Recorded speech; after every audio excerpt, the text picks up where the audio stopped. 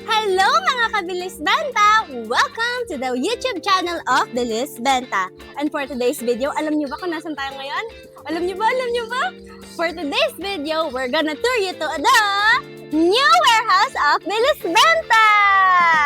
And for today's video, come with me and let's take a look around inside. Let's go!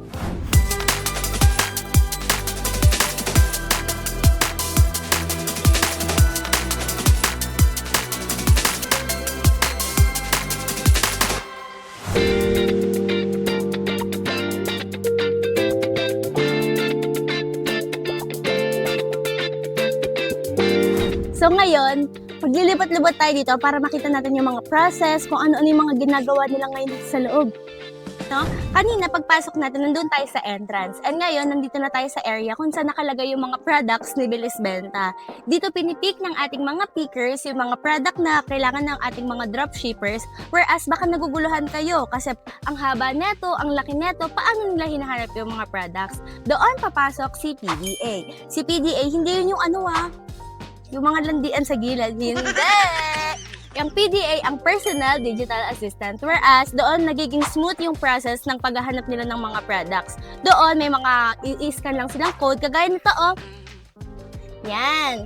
Yung QR na yan, dyan lang nila kailangan i-scan yung mga products na yon gamit yung PDA and mas napapadali yung trabaho nila.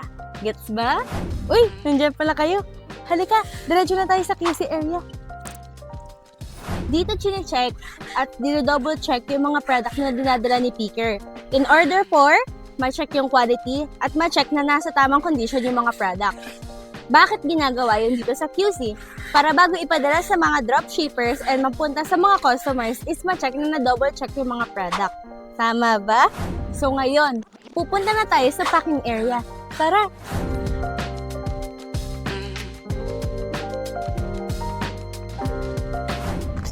Hello po! So ngayon po, makikita niya na nagpapak na sila ng mga order.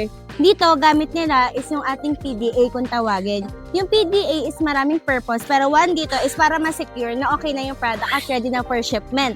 Pangalawa, kung makikita nyo, secured yung mga way nila kung paano nila pinapak yung orders. Una, kagaya neto, ginagamit yung mga fragile tape para ma-secure na tama at siguradong secured yung products. Pangalawa, sa bubble wrapping, make sure nila na makapal at safe din yung product. Pangatlo, pagdating sa tape, hindi tinitipid. Kaya alam nyo na, ganyang kakapal at ganyang kasecured yung mga product.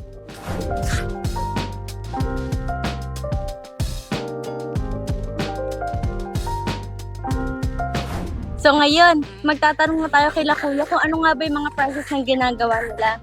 Hi Kuya, ano pong pangalan nila? Sandy, Hi Kuya Sandy. So ngayon po, ano pong ginagawa natin? papak po ng item. Okay. Yan na po naka-secure yung secure product. Opo, para hindi siya mabasag. Okay po.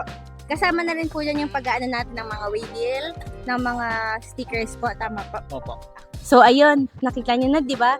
So ngayon, kung mapapansin nyo, naka-ready na si mga gamit ni Kuya para siguradong sigurado na dire-diretso yung booking nila. Tignan nyo, dali.